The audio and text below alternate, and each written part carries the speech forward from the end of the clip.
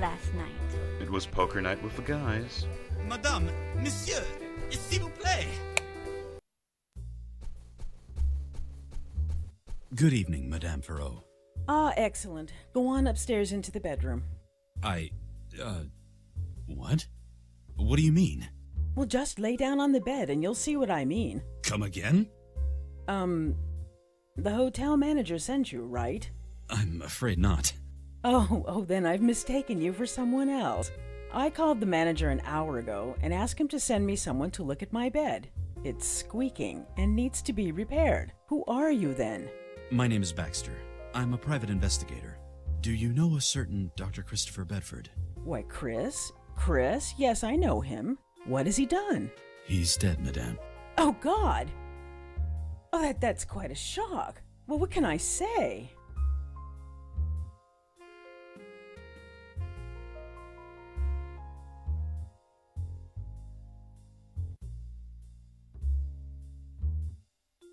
Where do you know Dr. Bedford from? Chris is my surgeon for special needs. You mean plastic surgeon? Well, beauty doesn't come from surgery, darling. Beauty comes from inside. But sometimes you have to give it a little encouragement. Where were you the night before yesterday? Why, on stage in the casino, like every night. Why did you make a call to Dr. Bedford's practice so late at night? What are you talking about? Several phone calls were made to Dr. Bedford's practice late at night, all hailing from Las Vegas. Vegas is huge, Mr. Baxter. Anyone could have called. Anyway, I didn't. Are you sure? Very. The last time I called Chris was a couple of months ago to make an appointment. After that, I only saw him in person. Thank you for now. There's a card next to the flowers. For the greatest entertainer in the world. Way to go, baby!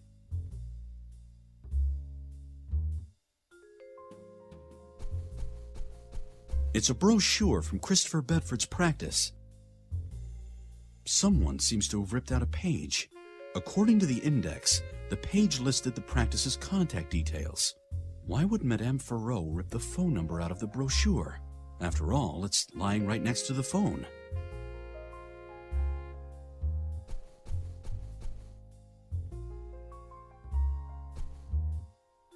Who gave you those flowers over there? You are quite inquisitive, Mr. Baxter. That's my job, Madame. Chris gave me those flowers. He brought them to our second evening together. Quite unusual for a surgeon to bring his patients flowers, especially if he lives so far away. Chris and I met here in the lobby by coincidence. Well, that must have been about a week ago. What was he doing in Las Vegas? He said he had some business in the casino. Somehow Chris seemed different from how I remembered him. Different how? Well, at first he didn't even react to his own name and hardly recognized me. It was just as if he'd never seen me before. I can't imagine anyone forgetting you, Madame. Oh, Mr. Baxter, flattery will get you everywhere. But when he realized that I knew him, something must have clicked. He was so tough, so demanding an animal, completely different from how I knew him from his practice in L.A. He was ravishing, so strange, so new, so exciting. And I completely forgot myself. Well, he wanted to see me the following night. We went out to dinner, he gave me flowers, and soon after that, we went to my penthouse and spent the night. When was the last time you saw Dr. Bedford? 2 days ago. He said he needed to go back to L.A. to attend to an urgent matter. Then he left quite quickly. Over the course of the week, he became cooler and more distant. I had the impression he had gotten all he wanted ever since I brought him to my penthouse. It seemed like I just didn't matter to him after that. I have to say, I was glad he was gone. Oh, that must sound terrible now. Of course, I'm not glad he's dead. How did it happen anyway? He was slain in his practice. Oh God, by whom? That's what I'm here to find out. Was there anything else that seemed unusual about Dr. Bedford? As I said, he was completely different. So secretive. He refused to tell me anything about his work. He also refused to say where in Vegas he was staying when he wasn't with me.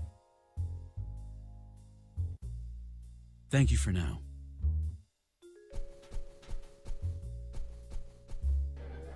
Where were you last night? It was poker night with the guys. Madame, Monsieur, s'il vous plaît.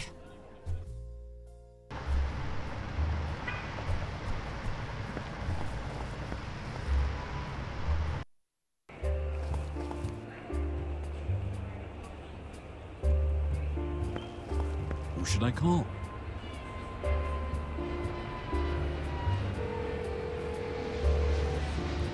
Detective Angstrom, LAPD. What can I do for you? Hello, Sam. It's me, Al. Hey, Al. How's your investigation going? I'm making good progress. Thanks to the phone call list you gave me, I discovered a hot lead in Las Vegas. Las Vegas, huh? You lucky devil.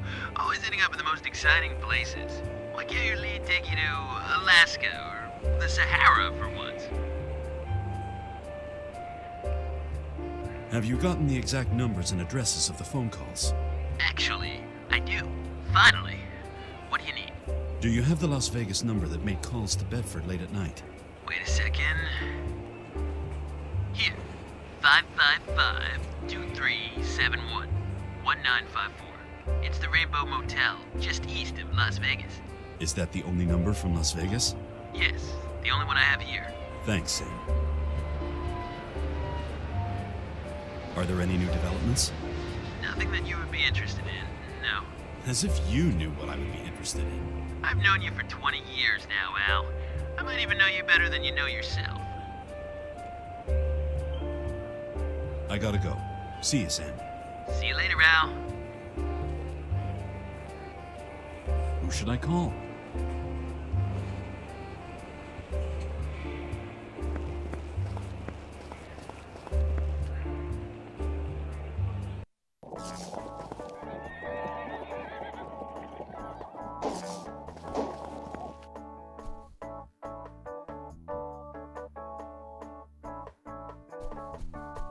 That must be the Polynesian god of cross-dressing. Yet another poster for Madame Ferrot's show. She seems to be a full-blown star. She's not a star. Darling, Ferrot is a goddess. I've seen her fabulous show 12 times already. Oh, the things I would do for an autograph. Why don't you go and get one? Ferrot doesn't sign autographs, and she makes no exceptions. Hello. Hi, darling. My name is Baxter. I'm a private investigator. I gathered that much. How so? Darling, gray suit and stress lines? Oh, you must either be a salesman or a private dick. And you don't have a suitcase full of merchandise, so that leaves just one option. My name is Jose, by the way, but all my friends call me Chi-Chi. Okay, Jose.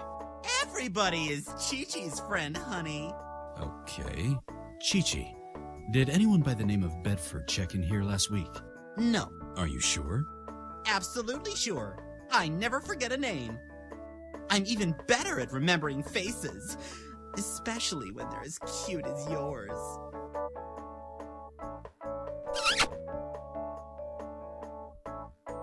I gotta go. Ciao, darling. Come back soon. Do you recognize this man? Yes, that is Mr. Lloyd, room number 36. Lloyd, huh? When did Mr. Lloyd check in here? He arrived 2 weeks ago and hasn't checked out since. His belongings are still in his room.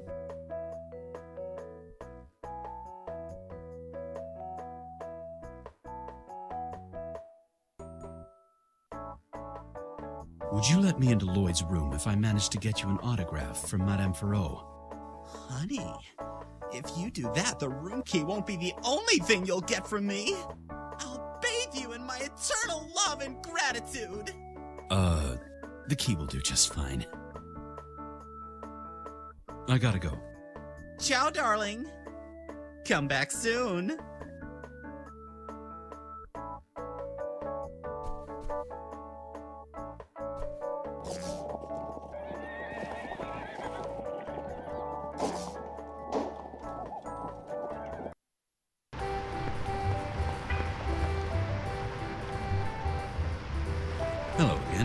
Hello, Mr. Baxter. Could you give me an autograph? I'd love to.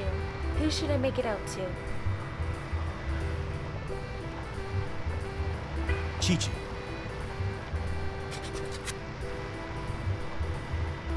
Here you go. I gotta go. See you later. See you later. Where were you last night? It was poker night with the guys. Madame, monsieur, s'il vous plaît.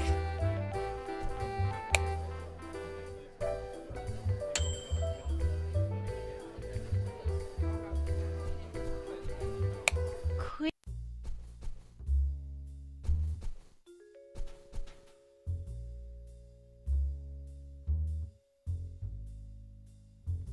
Would you sign something for me, please? What exactly? A written statement for your testimony. Oh, well, of course.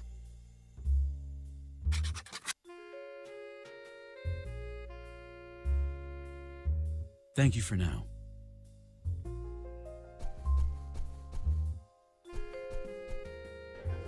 You gave that waitress's derriere quite a good look. I was looking at the menu. She just happened to be standing there.